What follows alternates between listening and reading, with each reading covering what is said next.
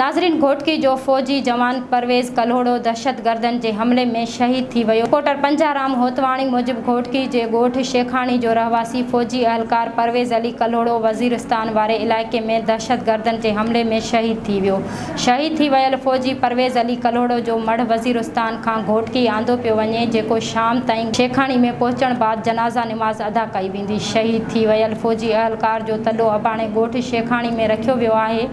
शहीद थी वियल फ़ौजी जवान 2009 भर्ती थियो हो, जंहिंखे हिकु घरवारी ऐं 2 धीअरुनि जो औलाद आहे।